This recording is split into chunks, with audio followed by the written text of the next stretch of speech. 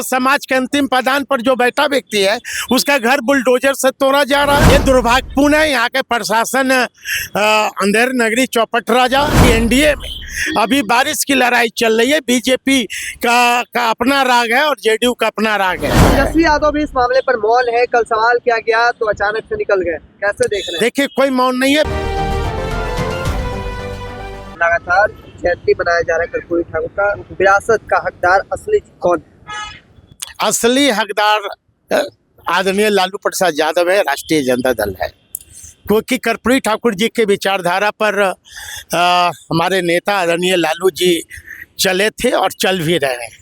आज गरीबों की आवाज़ जिस तरह कर्पूरी ठाकुर जी ने देने का काम किया, उसी तरह आदरणीय लालू जी अपने शासन काल में जिस तरह जो समाज के अंतिम पायदान पर जो बैठा व्यक्ति है, आज उस व्यक्ति को पटना नहीं पर पटना के जितने भी पड़ोस इलाका है जहाँ पे करोड़ों अरबों की ज़मीन है, उस ज़मीन पर उन्होंने 8 तल्ला 7 तल्ला बनाकर उसे वास करने का काम किया है आदरणीय लालू जी ने।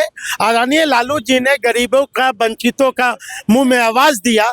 तो ओरिजिनल वारिस कौन हो सकता है ये आप लोग पता लगा लीजिए। क्योंकि एनडीए में अभी बारिश की लड़ाई चल रही है। बीजेपी का अपना राग है और जेडीयू का अपना राग है। लेकिन एनडीए तो कह रही है ना कि एनडीए की सरकार में जो है कर्पूरी ठाकुर को भारत रत्न हम लोगों ने दिलवाया। तो हकदार आप कैसे हो गए, राजद कैसे हो गए? ये भाई, एनडीए के सरकार में भारत रत्न यदि मिला तो एनडीए के सरकार में तो अभी सब गरीबों का, वंचितों का घर बुलडोजर से भी तो तोड़ाया जा रहा है।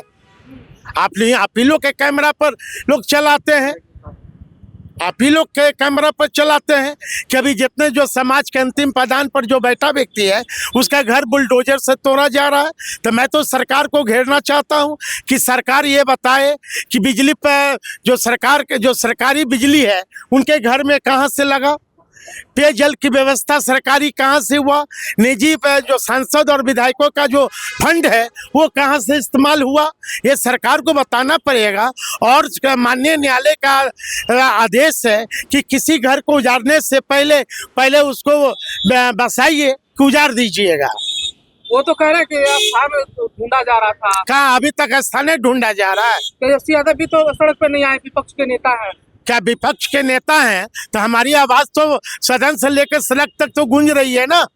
एनडीए में सरकार है और लगातार आए दिन हॉस्टल कांड देखने को मिल रहा है। पटना में नीट छात्रा की मौत पर अभी जांच पड़ताल जारी है। ये दुर्भाग्यपूर्ण है। यहाँ के प्रशासन अंधेर नगरी चौपट राजा और जैसा सुनने में आ रहा है कि कोई माननीय मंत्री के बेटा उसमें शामिल है। जांच होनी चाहिए, लेकिन यहाँ की प्रशासन उसे बचाने पर पड़ी है। और ये पगड़ी वाली के कहना है, पगड़ी वाल मुरेठा वाला का कि कार्रवाई करेंगे, लेकिन अभी तक कार्रवाई नहीं होना। ये दुर्भाग्यपूर्ण है।